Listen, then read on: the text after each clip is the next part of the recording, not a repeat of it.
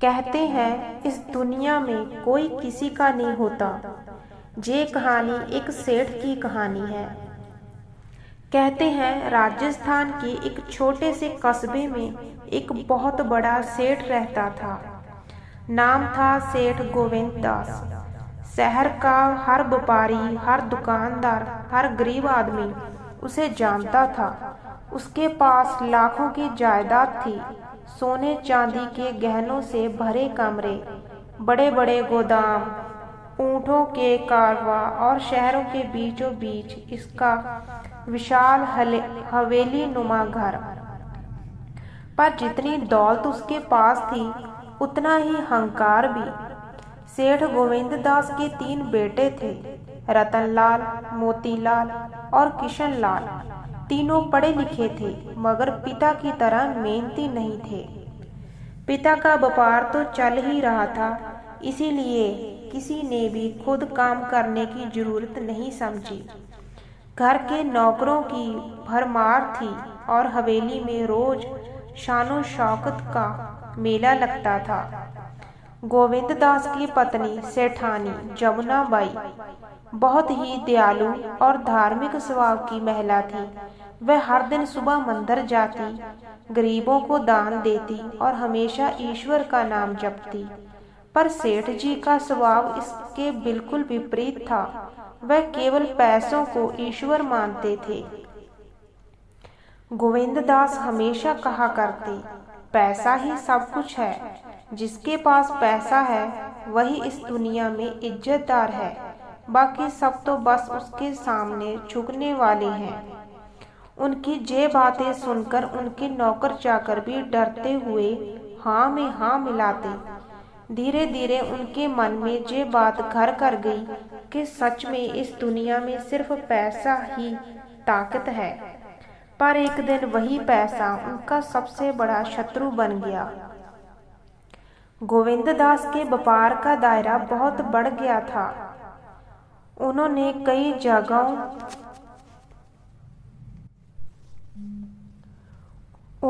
कई जगहों पर जमीनें खरीदी, सोने व निवेश किया और बड़े बड़े सौदे करने लगे। पर जैसा कि होता है, लालच का कोई अंत नहीं होता। एक दिन सेठ को खबर मिली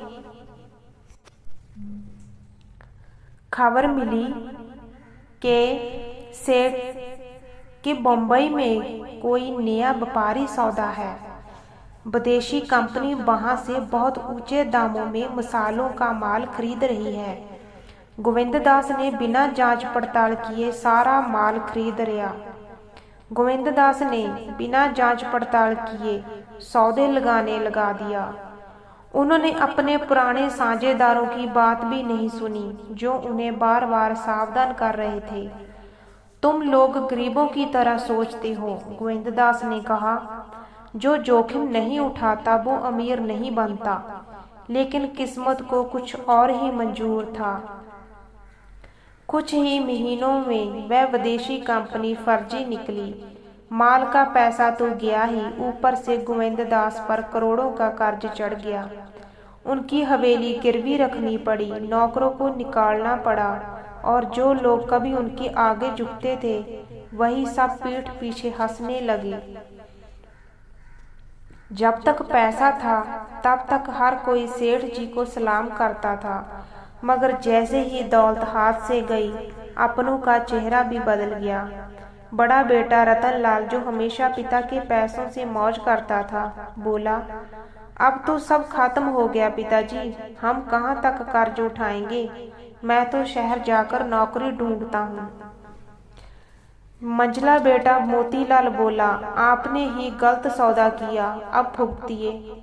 सबसे छोटा बेटा किशनलाल, जो कुछ भावुक स्वभाव का था, कुछ दिन तक साथ रहा, लेकिन जब देखा कि घर में खाने तक के लाले हैं तो वह भी अपनी पत्नी और बच्चों के साथ ससुराल चला गया। गोविंद दास और जमुना बाई हवेली में अकेले रह गए। अहंकार का पतन। अब वह हवेली जो कभी रोशनी से जगमगाती थी, अंधेरे और सन्नाटे से भर गई। गोविंद दास को किसी ने पूछना तक छोड़ दिया। जिन लोगों को उन्होंने कभी उधार दिया था वे अब दरवाजे पर आकर गालियां देने लगे। एक दिन जब सेठ जी बीमार पड़े तो कोई नौकर भी देखने नहीं आया। जमुनाबाई ने अपने हाथों से उन्हें पानी पिलाया, दवा दी और बोली, आपने हमेशा कहा था कि पैसा ही सब कुछ है। अब देखिए, जब पैसा ही नहीं रहा तो कोई नहीं रहा। गोविंददास की आंखों में आंसू आ गए। पहली बार उन्हें महसूस किया कि दौलत से खरीदे रिश्ते टिकाऊ नहीं होते। कुछ महीनों बाद हवेली नीलाम हो गई। सेठ सेठानी को एक छोटी झोंपड़ी में रहना पड़ा। दिन भर वह मंदिर के बाद बैठकर प्रसाद बांटते या कुछ रोटी मांगकर खाते। धीरे धीरे गोविंददास का मन बदलने लगा। अब वह मंदिर जाने लगे, गरीबों को खाना खिलाने लगे और जो थोड़ा बहुत था बांटने लगे। लोग कहते थे, देखो वही गोविंददास जो कभी किसी को 2 पैसे नहीं देता था, अब खुद भीख मांगकर बांट देता है। एक दिन मंदिर के बाहर एक साधु आए। उन्होंने गोविंददास से पूछा, सेठ जी आप इतने दुखी क्यों हैं?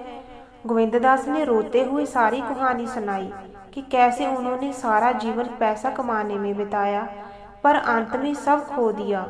साधु मुस्कुराए और बोले, सेठ जी संसार एक मेले जैसा है जहाँ हर कोई आता है, कुछ देर ठहरता है और चला जाता है।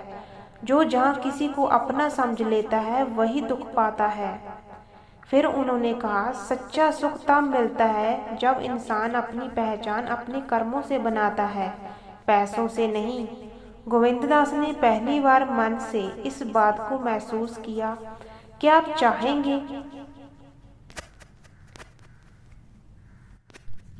मंदिर के बाहर वह साधु जिसकी आंखों में अपार करुणा थी गोविंददास को देखता रहा। हवा में शांति थी, सूरज ढल रहा था और मंदिर की घंटियों की आवाज वातावरण में घुली हुई थी। साधु ने कहा, सेठ तुम्हारा दुख तुम्हें बदलने के लिए आया है। जब तक इंसान अहंकार में रहता है वह सत्य को नहीं देख पाता। तुमसे गलती हुई पर अब भी समय है। गोविंददास ने सिर झुकाकर कहा, महाराज अब मेरे पास कुछ भी नहीं बचा। गोविंददास ने सिर झुकाकर कहा, महाराज अब मेरे पास कुछ नहीं बचा। मेरे अपने भी नहीं, मेरा व्यापार भी नहीं, घर भी नहीं। अब मैं क्या करूं? साधु मुस्कुराए, जब सब कुछ खो जाता है तभी आदमी खुद को पाता है। उन्होंने अपने झोले से एक छोटा सा तुलसी का पौधा निकाला और गोविंददास को देते हुए बोले, इस पौधे की सेवा करना और अपने कर्मों से इसे बढ़ाना। ये तुम्हें सिखाएगा कि सच्चा सुख देने में नहीं, लेने में नहीं। सच्चा सुख देने में है, लेने में नहीं। गोविंददास ने श्रद्धा से तुलसी का पौधा लिया। उन्हें विश्वास नहीं था कि एक साधारण पौधा उनके जीवन की दिशा को बदल देगा। अगले दिन गोविंददास ने मंदिर के पास एक छोटी सी जगह साफ की और वहां तुलसी का पौधा लगाया। रोज सुबह वे पानी डालते, माला जपते और मंदिर आने जाने वाले लोगों को प्रणाम करते। धीरे धीरे उनकी पहचान फिर बनने लगी, लेकिन इस बार सेठ जी के रूप में नहीं बल्कि एक बुजुर्ग के रूप में। कई गरीब लोग उन्हें देखकर रुकते, आशीर्वाद लेते और उनके पास बैठकर अपनी समस्याएं बताते। गोविंददास उन्हें अपने अनुभव से समझाते, लालच मत करो बेटा, जितना मिले उतने में संतोष रखो। पैसा बदल सकता है पर इंसानियत नहीं।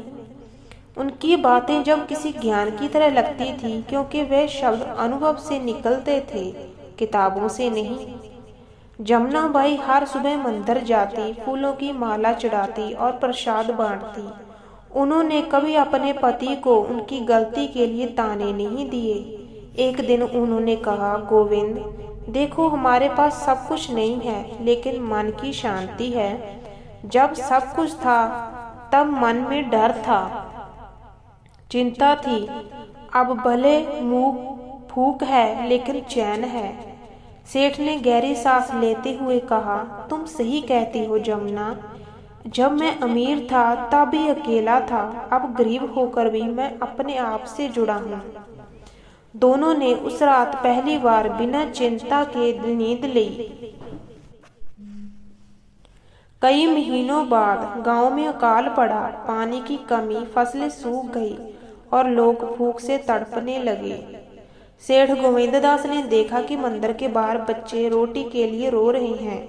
उनका मन पसीज गया। उन्होंने सोचा, मेरे पास धन तो नहीं, लेकिन जो थोड़ा बहुत बचा है वह इन लोगों के काम आ सकता है। उन्होंने अपने पास से कुछ कपड़े, पुराने बर्तन और यहाँ तक कि अपनी पत्नी के चांदी के कड़े तक बेच दिए और उनसे अनाज खरीदा। फिर मंदिर के आंगन में उन्हें लंगर शुरू किया। लोग आश्चर्य थे, अरे ये तो वही गोविंददास है जो कभी एक रोटी किसी को नहीं देते थे। बच्चे, बुजुर्ग और भूखे लोग रोज उनके लंगर में आने लगे। सेठ जी खुद अपने हाथों से रोटियां बांटते हुए कहते, आज समझ आया कि देने में जो सुख है वह लेने में नहीं। इधर शहर में सेठ जी के बेटे अपनी अपनी परेशानियों से जूझ रहे थे। रतनलाल जो नौकरी की तलाश में गया था, कई जगह अपमानित हुआ। जब तक वह पिता के नाम पर था तब तक लोग सम्मान करते थे। अब वह जहाँ भी जाता लोग कहते, अरे वो तो दिवालिया गोविंददास का बेटा है। मोतीलाल ने कुछ छोटा व्यापार शुरू किया, लेकिन बिना अनुभव और ईमानदारी के उसका भी नुकसान हो गया। किशनलाल जो ससुराल में था वह भी अपमानित हुआ। तुम्हारे पिता के पास कुछ नहीं बचा तो अब हम बोझ क्यों बन रहे हो।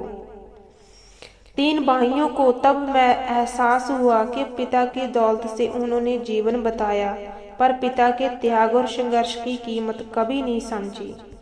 एक दिन वे तीनों एक गांव में लौट आए। मंदिर के पास पहुंचकर उन्होंने देखा कि उनके पिता और माता मिट्टी के आंगन में बैठे हैं। आंगन में तुलसी का पौधा अब बड़ा हो चुका था और उसके चारों ओर दीपक जल रहे थे। तीनों बेटे झुककर रो पड़े। पिताजी, हमें माफ कर दीजिए, रतनलाल बोला। हमने आपको अकेला छोड़ दिया। आज समझ आया कि दुनिया में कोई किसी का नहीं होता सिवाय माँ बाप के। गोविंददास ने चुपचाप अपने बेटों को गले लगाया, उनकी आंखों में आंसू पूछे। अब दिल में कोई शिकायत नहीं बेटा, उन्होंने कहा। ईश्वर ने मुझे इसीलिए सब कुछ छीना ताकि मैं सब कुछ पा सकूं। आज तुम लौट आए, यही मेरी सबसे बड़ी संपत्ति है। उसी शाम वही साधु फिर मंदिर के बाहर प्रकट हुए। गोविंददास दौड़कर उनके चरणों में गिर पड़े। महाराज, आपकी कृपा से मैंने जीवन का अर्थ समझा। मैंने पैसा खोया मगर इंसानियत पाई। साधु मुस्कुराए और बोले, गोविंद, ये संसार किसी का नहीं। जो इसे अपना समझता है वह दुखी होता है, जो इसे यात्रा समझता है वह मुक्त हो जाता है। फिर उन्होंने तुलसी के पौधे की ओर इशारा करते हुए कहा, देखो, जब तुमने इसे लगाया था वह छोटा था, आज ये बड़ा हो गया जैसे तुम्हारा हृदय। ये तुम्हारे परिवर्तन का प्रतीक है। गोविंददास ने श्रद्धा से उनके चरणों में सिर झुकाया। साधु बोले, अब तुलसी के पास रोज बैठना और आने जाने वालों को सिखाना कि धन का नहीं मन का अहंकार त्यागो। फिर साधु उतनी ही रहस्यमय तरह से वहां से चले गए जैसे आए थे। कुछ दिनों बाद गांव में गोविंददास की कीर्ति फिर फैल गई। अब लोग उन्हें सेठ जी नहीं, बाबा गोविंददास कहने लगे। वह हर सुबह मंदिर से भजन करते और दोपहर में लंगर बांटते। जो लोग पहले उन्हें ठुकरा चुके थे वे भी अब सम्मान से सिर झुकाते, पर गोविंददास का चेहरा शांत रहता। सम्मान और अपमान दोनों ही समय के खेल हैं। हमें बस अच्छा कर्म करते रहना चाहिए। समय बीतता गया। जमुनाबाई धीरे धीरे बीमार पड़ गई। एक रात उन्होंने गोविंददास का हाथ पकड़कर कहा, अब मैं जा रही हूँ गोविंद, पर मुझे खुशी है कि तुमने अपना रास्ता पा लिया। गोविंददास की आंखों में आंसू आ गए। उन्होंने कहा, तुमने हमेशा मेरा साथ दिया। जब सबने साथ छोड़ा, तुम ही सच्ची साथी थी। जमुनाबाई ने मुस्कुराते हुए कहा, याद रखना, इस दुनिया में कोई किसी का नहीं होता, पर जो प्रेम देता है वही सच्चा अपना होता है। इतना कहकर उन्होंने अंतिम सांस ली। गोविंददास कुछ देर तक उनकी देह के पास बैठे रहे। फिर मंदिर की घंटियां बजने लगी। उन्होंने आसमान की ओर देखा और धीरे से कहा, अब समझ गया जमुना, कोई किसी का नहीं होता, पर ईश्वर सबका होता है। अगर जी आपको कहानी अच्छी लगी तो इस कहानी को लाइक और शेयर जरूर कर दीजिए।